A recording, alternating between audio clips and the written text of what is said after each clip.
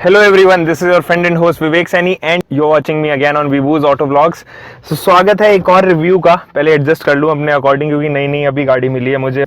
Safety needs to be given importance to Elite i20 मैं आज चला रहा हूँ। This is a diesel variant, it has 6 speed manual transmission. सबसे गलत बात ये है कि ये ऑटोमेटिक में नहीं आती है डीजल में।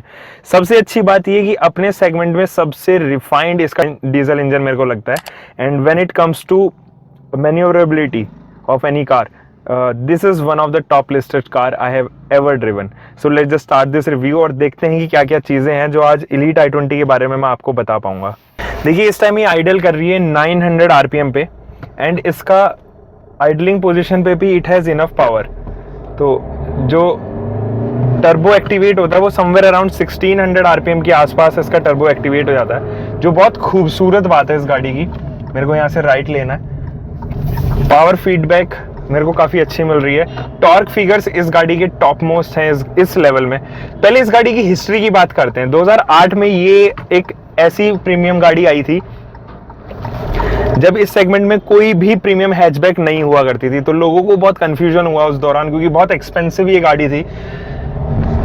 लगभग 7-8 लाख रुपए के रेंज में कोई सिडैन लेना उस टाइम प्रेफर करता था ओवर हैचबैक। तो सबसे पहली प्रीमियम हैचबैक इंडिया में Hyundai ने न जाने क्या समझ के रखा था उस सेगमेंट में। तो सेल्स फिगर शुरुआत के पहले 2 साल तक तो इसके काफ़ी कम रहे, बट मजबूती आने लग गई क्योंकि इस सेगमेंट में कोई भी ऐसी गाड़ी नहीं थी जो इतने सारे फीचर्स और इतने प्रीमियमनेस के साथ में दे रही थी। चाहे वो बिल्ड क्वालिटी हो, अंदर की इंटीरियर क्वालिटी हो, प्लास्टिक क्वालिटी हो, फिट एंड फिनिश हो, या मैं बात करूँ अंदर के जो फीचर्स आपको मिल रहे थे वो कहीं ना कहीं टॉप नॉच ज़रूर थे।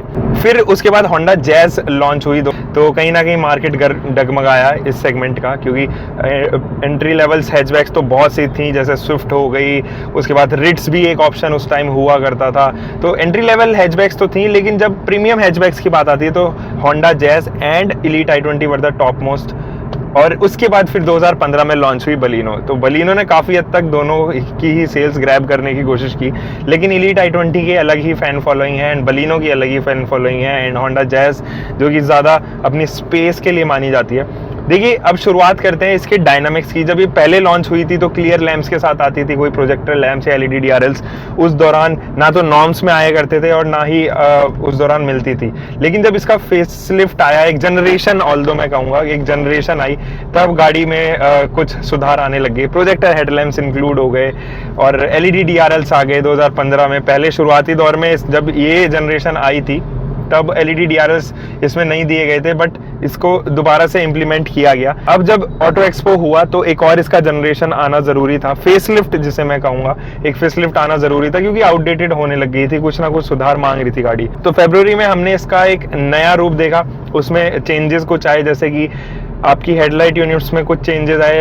LED DRLs जो है वो फॉग लैंप में माउंट हो गए थे छोटे वेरिएंट्स के लिए, अपर वेरिएंट्स के लिए वो अभी भी वहीं पर थे, और बम्पर में भी हमने कुछ चेंज देखा। तो चलिए जब डिज़ाइन की बात कर रही है तो फ्रंट लुक की पहले बात करते हैं। काफ़ी अपीलिंग डिज़ाइन इसका लगता है फ्रंट एंड से, और जब बात होती है हनीकोम स्ट्रक्चर की तो वो आपको ग्रिल में ही माउंटेड नज़र आता है। तो ग्रिल में भी एक चेंज आया, कर्वीनेस आ गई है अब ग्रिल में, और वो कहीं ना कहीं चेंज हुए हैं। जो उसके फॉग लैंप्स हैं वो छोटे वेरिएंट्स में तो LED DRLs के साथ में आते हैं, लेकिन अभी अगर आप अपर वेरिएंट्स लोगे तो LED DRLs आपको हेडलैम्प यूनिट में ही माउंटेड नज़र आएंगे। जब साइड प्रोफाइल की बात करते हैं तो वही आपको एरोडायनामिक फिगर इसके नज़र आएंगे। फ्लूइडिक डिज़ाइन बेस्ड है ये गाड़ी, जिसपे वर्ना और इलेंट्रा जैसी गाड़ियाँ बनाई गई हैं। देखिए साइड प्रोफाइल से 3885 मिलीमीटर की इसकी लेंथ रखी गई है, थोड़ी सी कम है ये कंपैरेटिव टू अपने कॉम्पिटिशन्स में। और अगर बात की जाए इसके टायर साइज़ की तो रेडियल 16 इंचेस के अलॉय व्हील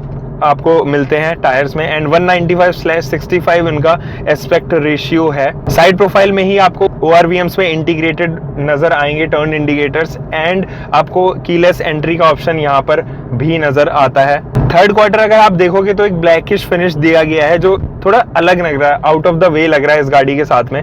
जब हम रियर एंड की बात करते हैं ना, तो कहीं ना कहीं आप देखोगे कि एलईडी टेल लैंप्स इसको देने की कोशिश की है, बट वो एलईडीज नहीं है। आपको देखने में ऐसा लगेगा कि एलईडी इम्प्लांट्स इसमें लगाए गए हैं। और जब बम्पर की बात आते हैं उसमें भी ब्लैक इंसर्ट्स दिए गए हैं जो काफी अपीलिंग नजर आ रहे हैं। उसी के अंदर आपको रिफ्लेक्टर्स की यूनिट मिलती है, डिफॉगर जैसी चीजें जो बेसिक यूनिट है प्रीमियम कार्स में, वो भी आपको यहाँ पर नजर आती है। और साथ ही पीछे का वाइपर भी आपको यहाँ पर मिल जाता है। जब इंटीरियर्स की बात करते हैं, देखिए मैं अभी इंटीरियर्स की बात करूं तो आपको प्लास्टिक क्वालिटी काफी अच्छी मिलती है कंपैरेटिव टू इसके कंपटीशन में, जैसे बलिनो हो गई। बलिनो की प्लास्टिक क्वालिटी शायद आपको इतनी पसंद ना आए, बट हाँ इसकी प्लास्टिक क्वालिटी में कहीं पर भी आपको चीपनेस नजर नहीं आएगा। फिट एंड फिनिश गाड़ी की काफी अच्छी है। अंदर से अगर मैं देखूं तो एक 7 इंच का इंफोटेनमेंट सिस्टम दिया गया है, सेंटर कंसोल पे ही उसको माउंट किया गया है। एंड 7 इंच का जो इंफोटेनमेंट सिस्टम है वो Android auto and Apple CarPlay को इनेबल करता है। इसके साथ साथ यहाँ पर मिरर लिंक जैसी फैसिलिटी भी आपको दी गई है। नेविगेशन आपको यहाँ पर इनबिल्ट मिलता है। 4 ट्विटर्स हैं एंड 4 स्पीकर्स दिए गए हैं। तो इंफोटेनमेंट सिस्टम इसकी एक्चुअली साउंड क्वालिटी भी बढ़ाई गई है, क्योंकि वर्ना से एक फीचर है जो एड ऑन किया गया था इसका सराउंड क्वालिटी बढ़ाने के लिए। एंड टच रिस्पॉन्स काफ़ी अच्छा है इस इंफोटेनमेंट सिस्टम का, जिसको चलाने में आपको मज़ा आएगा। रियर पार्किंग कैमरा भी इसी के थ्रू आपको इंसर्ट मिल जाता है इसी के अंदर। बाकी अगर सेंटर कंसोल की बात करूँ तो यहीं पर आपको एयर कंडीशनिंग यूनिट जो है वो ऑटोमेटिक क्लाइमेट कंट्रोल के साथ में आती है। इसके छोटे छोटे नॉब्स हैं जो काफ़ी कूल नज़र आ रहे हैं, और छोटी सी आपको क्रोम प्लेटिंग आपको नीचे नज़र आएगी। रियर के डिफॉगर एंड फ्रंट विंडशील्ड का कंट्रोल्स भी आपको यहीं पर माउंट नज़र आएंगे। जो उसके डायल्स हैं ऑटोमेटिक क्लाइमेट कंट्रोल के, वो काफ़ी कूल हैं, और उनकी जो इल्यूमिनेशन है वो ब्लू कलर की इल्यूमिनेशन है। जब आप रात में लाइट जलाओगे तो ब्लू कलर का इंप्रेशन देगा आपको। और वही आपको पावर सप्लाई भी 12 वोल्ट का डीसी सप्लाई आपको यहाँ पर मिलती है। एंड यूएसबी केबल्स एक ऑक्स केबल आप यहाँ पर आराम से कनेक्ट कर सकते हैं। प्रीमियमनेस में कभी भी आपको कमी नजर नहीं आएगी, क्योंकि आप यहाँ पर देखोगे तो आपको आर्मरेस्ट जरूर चाहिए होता है। जब आप एक प्रीमियम हैचबैक चला रहे होते तो आर्मरेस्ट जो है वो रेसिप्रोकेट भी करता है, यानी कि अपनी पोजीशन से आप उसको आगे या पीछे स्लाइड भी कर सकते हैं। एंड उसके अंदर सबसे अच्छी बात की एक कैविटी है, और इस कैविटी में आप अपना वॉलेट, कॉइन्स या फिर ऐसी चीजें कुछ रख सकते हैं। वही जो इसका स्टीयरिंग है वो पुराने वाली यूनिट ही है, ऑल्दो क्योंकि फेसलिफ्ट का जनरेशन तो नहीं है, लेकिन मुझे ये 3 स्पोक स्टीयरिंग व्हील काफी कूल नजर आता है। इसकी ग्रिप्स बहुत अच्छे हैं। थंब कंटूर्स यहाँ पे दिए गए हैं ताकि आपकी ग्रिप बनी रहे। यहाँ पे थंब कंटूर्स दिए गए हैं। जो स्टीयरिंग माउंटेड कंट्रोल्स है, लेफ्ट साइड में ऑडियो कंट्रोल्स आपको दिए गए हैं, तो वही राइट साइड में आपको सर्विस मैनुअल्स एंड ओके का बटन दिया गया है, जिससे आप इंस्ट्रूमेंटल क्लस्टर को कंट्रोल कर सकते हैं। यहीं पर लेफ्ट साइड में आपको कॉल पिक एंड ड्रॉप का बटन, तो वही वॉल्यूम प्लस माइनस एंड साथ ही साथ वॉइस कमांड के बटन्स यहाँ पर दिए गए हैं, क्योंकि आप वॉइस कमांड की फीचर आपको इस गाड़ी में मिलती है। इसका स्टीयरिंग है वो tilt and telescopic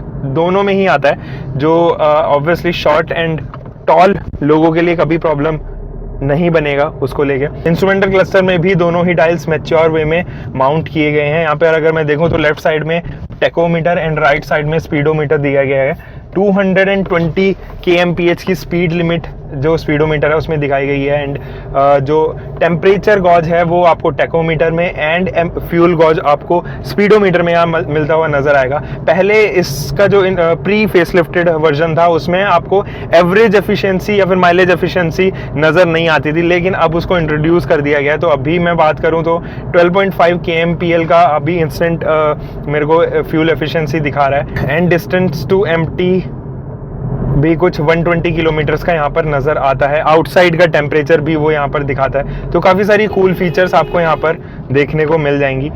rear seats की जब बात आती है, जब आप रियर सीट्स का कंफर्ट जोन को देखेंगे तो वहाँ पर आपको एसी वेंट्स मिलते हैं, जो इसके कंपटीशन में किसी में भी नहीं मिलते।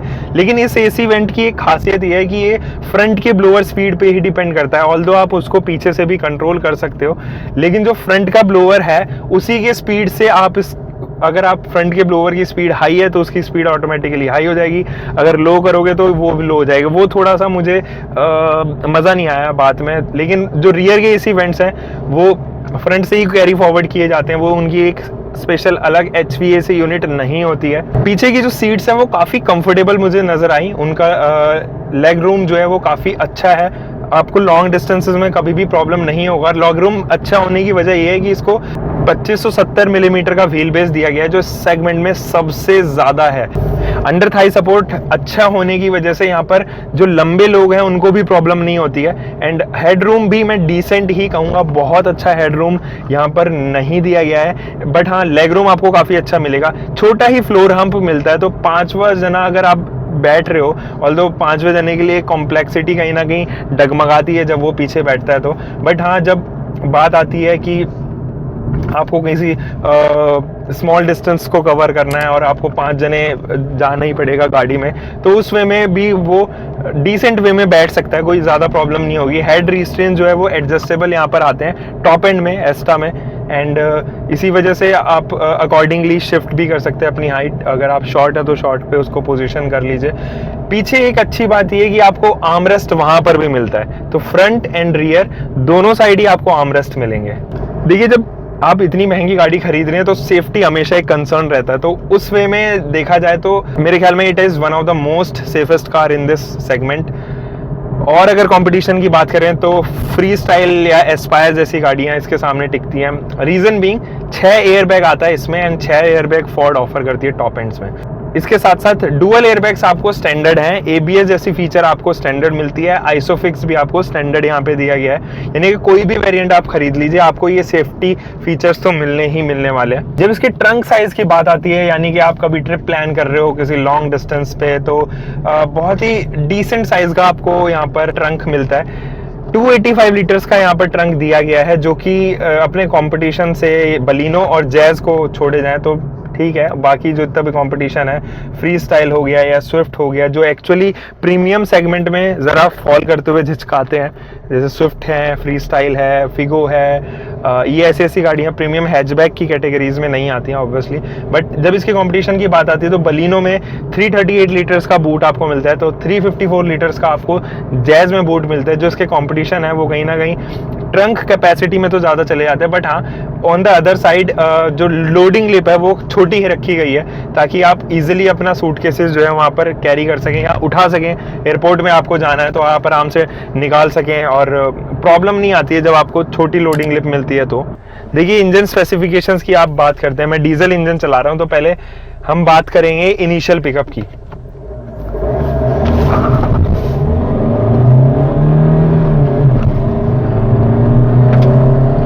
गजब का इनिशियल पिकअप, आपको डीजल ये महसूस नहीं कराएगी कि आप एक डीजल गाड़ी चला रहे हो। इनिशियल पिकअप काफी लाजवाब है इस गाड़ी का। देखिए ये इंजन आपने इसके अलावा क्रेटा में भी देखा, लेकिन ये इंजन क्रेटा में सक्सेसफुल नहीं है। Reason being power to weight ratio घट जाता है। पावर टू वेट रेशियो यानी कि जब आप किसी भी गाड़ी के इंजन के पावर को, इसकी 88 bhp पावर है, उसको डिवाइड करोगे उस गाड़ी के वेट से, जो कि टन में होता है, तो क्या होगा ना, पावर टू वेट फिगर्स घट जाएंगी। And same happens with Creta. तो क्रेटा एक ज्यादा मैसिव गाड़ी है, जब उसका power to weight figures count किया जाता है इस इंजन के साथ में, तो वो लगिश बिहेव करने लग जाती है। Anyway let's just come to the topic again. ये इंजन मुझे काफी पसंद आ रहा है। इसका रीजन ये है कि इसमें लो एंड टॉर्क नहीं है, और आपको जब भी टॉर्क या पावर चाहिए होती है वो आपको प्रेजेंट कर रहा होता है। डीजल होने के बावजूद इसका जो टर्बो है वो कम आरपीएम्स पर ही एक्टिवेट हो जाता है, कुछ 1650 आरपीएम्स के आसपास। तो मजा आता है गाड़ी को चलाने में। स्टीयरिंग फीडबैक काफी फिनोमिनल है। ऑल्दो जो हिंडाई के जो स्टीयरिंग होते हैं ना वो काफी लाइट वेटेड होते हैं, तो शायद मारुति या फोर्ड चलाने वाले हिंडाई को अगर पहली बार चला रहे होंगे तो वो उनके लिए थोड़ा सा मुश्किल हो जाता है उसको कंट्रोल करना, क्योंकि काफी सॉफ्ट है। स्टीयरिंग फीडबैक जैसे ही आप हाईवे पे चलाओगे तो और सॉफ्ट होने लग जाता है। तो कहीं ना कहीं वो इनफैक्ट Hyundai बायर्स के लिए भी कहीं ना कहीं एक टेंशन का सबक बन जाता है कि यार कहीं मेरे से ओवर स्टीयर ना हो जाए गाड़ी हाईवे पे। बट ओवर द टाइम जैसे आप यूज टू होते हो गाड़ी के, तो आपको प्रॉब्लम नहीं आती है। एनवीएचएस लेवल जो इस गाड़ी की है वो काफी लोअर एंड पे ही मैं कहूँगा। गाड़ी अंदर तक नॉइज नहीं प्रोड्यूस करती है, हालांकि डीजल वेरिएंट है ये, तो बीइंग डीजल आपको कहीं ना कहीं ये फील तो जरूर कराएगी कि आप डीजल गाड़ी चला रहे हो, क्योंकि नॉइज अंदर तक आती है। जब रोड नॉइज की बात आती है तो वो आपको जरा भी महसूस नहीं होगी, या व्हील नॉइज जो होती है गाड़ी जब रोड पर चल रही होती है उस दौरान जो नॉइज आती है वो आपको यहाँ पर फील नहीं होने वाली है। गाड़ी हाईवे पे भी काफी स्टेबल है। स्टेबिलिटी की में इस गाड़ी में ना तो पेट्रोल और ना ही डीजल, दोनों में भी कभी भी आपको प्रॉब्लम नहीं होने वाली है। स्टीयरिंग आपको काफी हेल्प करता है जब आप हाईवे पर ड्राइव कर रहे हो, तो आपको कॉर्नरिंग करनी होती है तो स्टीयरिंग काफी फीडबैकेबल रहता है। वही मैंने जैसे पहले बताया कि ओवर स्टीयरिंग आप कर लो तो इसका ध्यान रखें, आप ज्यादा ग्रैब करके रखें स्टीयरिंग को। एंड ब्रेकिंग पावर काफी अच्छी है इस गाड़ी की। जैसे कि मैं अभी 80 की स्पीड पे हूँ एंड मैं डीप ब्रेक मारूंगा तो गाड़ी के जो व्हील्स हैं वो लॉक नहीं होते हैं। जैसे कि मैंने अभी भी मारी तो वाइब्रेशन जरूर आती है जब आप डीप ब्रेक मार रहे होते हैं एबीएस यूनिट के साथ में, तो उस वो जो काइनेटिक एनर्जी है उसको कहीं ना कहीं एब्जॉर्ब करना होता है व्हील्स को, तो वो वाइब्रेशन के फॉर्म्स में निकलती है। इसीलिए यही रीजन होता है कि एबीएस काम तो करता है लेकिन उसमें वाइब्रेशन आती है जब आप डीप ब्रेक्स मारते हो। इंजन स्पेसिफिकेशंस की बात कर लेते हैं। देखिए ये जो मैं इंजन ड्राइव कर रहा हूँ एक 1.4 लीटर का डीजल इंजन है जो प्रोड्यूस करता है 88 bhp की पावर, 220 न्यूटन मीटर टॉर्क के साथ में, और इसका क्लेम्ड माइलेज फिगर है 24.4 kmpl का। और लमसम अगर सिटी ड्राइव की बात करें या रियल वर्ल्ड की बात करें तो ये 16 to 17 kmpl देने की कोशिश करती है। Depends upon your driving as well. अगर आप बहुत रैश चला रहे हो तो ये ड्रॉप करके 13 to 14 भी जा सकती है डीजल एंड में। और वही अगर मैं बात करूं हाईवे की तो ये 18 से 19 के करीब लमसम देती हुई नजर आएगी। पेट्रोल इंजन जो इसका है वो 1.2 कापा सीरीज का इंजन है, VT टेक्नोलॉजी पे बेस्ड, एंड वो जो इंजन है वो 83 bhp की पावर प्रोड्यूस करता है। उसमें हल्का सा लो एंड टॉर्क है। जब आप पेट्रोल इंजन्स की बात आती है तो माइलेज ऑब्वियसली एक कंसर्न नहीं रहता क्योंकि सबको पता होता है कि पेट्रोल इंजन्स थोड़ा सा माइलेज कम ही देंगे, बट स्टिल इसका जो क्लेम्ड माइलेज है गाड़ी का वो है 19 kmpl का। तो ये रियल वर्ल्ड में 13 के करीब लमसम देता हुआ नजर आएगा आपको। पेट्रोल इंजन इसका काफी रिफाइंड है। ये जो 1.2 लीटर का इंजन है ये आपने ग्रैंड आइटन में भी देखा है एंड साथ ही साथ ये एक्सेंट में भी लगा है, तो ट्राइड एंड टेस्टेड जरूर है इसके दोनों ही इंजन्स। एलीट i20 में हमेशा डीजल इंजन ही मैं सबको प्रेफर करता हूं। अगर किसी को डीजल लेना होता है तो मैं एलीट i20 ही सजेस्ट करता हूं। Although there are many other option, जैसे कि आपके पास 1.5 लीटर का फ्री स्टाइल का भी ऑप्शन है जो उसका डीजल इंजन भी काफ़ी रिफाइंड है, ट्यून्ड है। मैंने लगभग सारे पॉइंट्स यहाँ पर कवर कर लिए हैं। तो अभी भी अगर आपको लगता है कि किसी टॉपिक के बारे में मेरे को बात करनी चाहिए, मुझे पता है वीडियो काफ़ी लंबी हो गई है, तो still you can drop me into the comment section. Comment section में मुझे बताइए क्या आपको इस गाड़ी के बारे में पसंद आया। So this was all for today. I just hope कि आपको ये वीडियो आई होगी पसंद आए तो लाइक शेयर एंड सब्सक्राइब किए बिना मत जाना मेरे चैनल को, क्योंकि मैं अक्सर ऐसी ही वीडियोस बनाता रहता हूँ। Do drive safe and don't forget to follow me on the Instagram. मेरी इंस्टाग्राम की ID नीचे, वहां जाकर भी आप मेरे से कुछ भी क्वेश्चंस पूछ सकते हैं। I will surely be helping you out. Bye bye.